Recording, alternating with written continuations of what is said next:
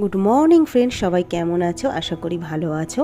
তো আজকে সকাল সকাল আমরা সবাই চলেছি মায়াপুরে। তোমরা যদি মায়াপুর যেতে চাও তোমরা দুভাবে যেতে পারো।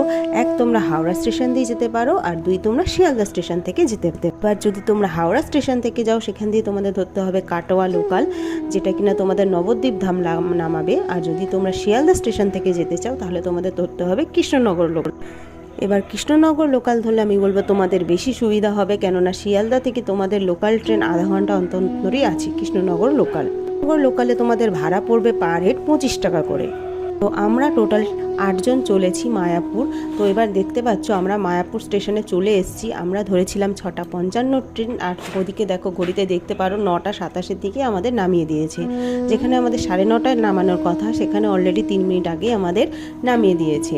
তো স্টেশন থেকে বেরিয়ে অনেক টোটো তোমরা পাবে, কিন্তু স্টেশনের মুখের টোটো তোমরা একদমই ধরো না। ওই টোটোওয়ালারা প্রচুর ভাড়া বলবে, যেটা আমাদের সাথে হয়েছিল। চেষ্টা করবে স্টেশনের বাইরে থেকে, অনেক টোটো থাকে, অনেক অটো থাকে, সেগুলো ধরার।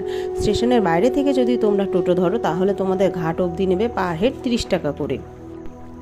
আর যদি তোমরা মন্দির অবধি যেতে চাও, মানে পুরো মায়াপুর মন্দিরের কাছেই ওরা নামিয়ে দেবে কৃষ্ণনগর স্টেশন থেকে, সেখানে ওরা নেবে পার হেড 60 টাকা করে ভাড়া। আমাদের সাথে যেহেতু বয়স্ক মানুষ ছিল, এই কারণে আমরা ঘাট পেরিয়ে আর ওপার থেকে টোটো ধরিনি। আমরা ডাইরেক্ট কৃষ্ণনগর থেকেই টোটো ধরে একদম মন্দিরে ডাইরেক্ট যাচ্ছি, আমরা আর কোনো ঘাট বেরোবো না। ইউটিউবে যে তোমরা অনেক ভিডিও দেখো মায়াপুর যাওয়ার জন্য, বেশিরভাগই ভিডিওতে তোমার দেখাবে যে তোমাদের ঘাট পেরোতে হবে, কিন্তু এমন কিছু ম্যান্ডেটরি না যে তোমাকে ঘাট পেরিয়েই যেতে হবে। তোমরা চাইলে ডাইরেক্ট কৃষ্ণনগর থেকে টোটো ধরে তোমরা ডাইরেক্ট মায়াপুর পৌঁছতে পারো।